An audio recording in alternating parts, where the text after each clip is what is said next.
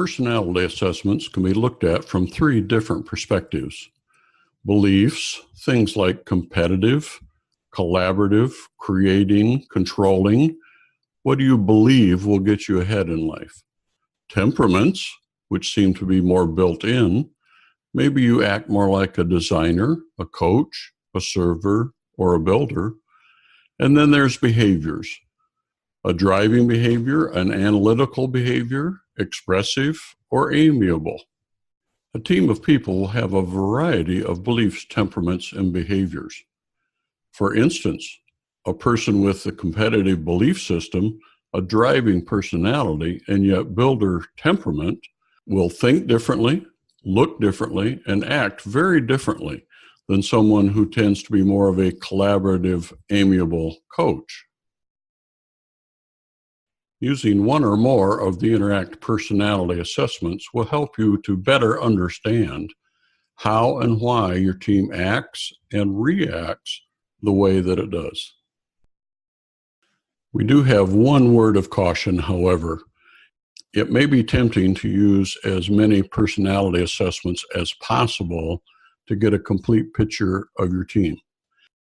And while knowing the pattern of the team on one or even two of the assessments may be very enlightening, too much information across several assessments will cause more confusion than it's worth.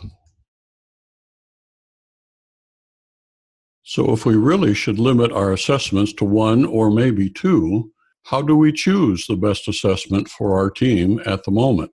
Remember that each assessment takes a slightly different view of each person. Therefore, it will create a different understanding for the team. We can look at beliefs, we can look at temperaments, we can look at behaviors. Which one do we choose? To help us figure that out, let's take a look at them one at a time. Competing values, which was first developed at the University of Michigan Business School, indicates that within each of us and within a team, there is a constant battle and balancing of four basic beliefs. Some people will believe that collaboration is the best approach to reaching our goal. They need to collaborate. They want to build relationships. They want to accomplish things together.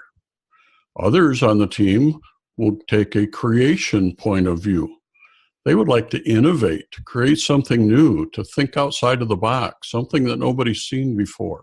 Others on the team will have a very controlling belief system, the need to be in control, to be in charge, to do things their way. And almost every team will have a very competitive element to it, the need to win, the need to be our best, and to be unbeatable. Temperament is built on the concepts of the Meyers-Briggs model. The four internal and mostly invisible modes for decision-making include things like the here and now. People who have this as their primary mode make decisions that are driven by what's going on today, what do we know right now, what are the facts as we know them. At the other end of the scale, there are those with the primary function of future possibilities. Their decisions tend to be more based on future concepts, how things should look, and how things should behave in the future. At the top of the chart, there are those who are led by logic. Decisions must be logical, rational, and based on fact. And then at the bottom of the chart are values. The people who reside in this part of the chart make their decisions based on honoring the values that they hold as a team and as an organization. The behavior assessment is built off the social styles research. Many of you may have been exposed to the DISC assessment, which has the same root research as this does. It reflects largely our external behaviors. These are the things that people see and observe and probably would even describe us as. The four characteristics here are analytical. This person exhibits very detailed orientation. They tend to be very organized. They'll weigh the alternatives. Often they're technically oriented as well. There's the driver who takes an external focus of being quite forceful at times, but very results oriented. They tend to act very quickly, and they're not afraid of confrontation. The amiable seems almost the opposite. They tend to be very warm, cooperative, attentive, and people-oriented. And then finally, there's the expressive social style. Very fast-paced, outgoing, enthusiastic, direct, and open in their behavior.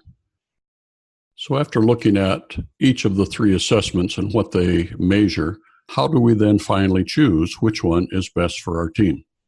It's been our experience through the years as executive consultants and coaches that starting with what we call the hidden aspects first tend to be the most revealing. This means starting with the assessments of beliefs and temperaments. These are the characteristics that are not visible on the surface. They tend to be deeply embedded in our personality and our background. And often getting this out in front of the team and sharing it with each other tends to be incredibly revealing and helpful in team dynamics. But even after the first assessment, if the team is still having difficulties, sometimes it can be very useful to add the behavior assessment. We don't believe that leaders or team members actually have bad intent. Everybody wants to do a good job, but actions often don't align with intent.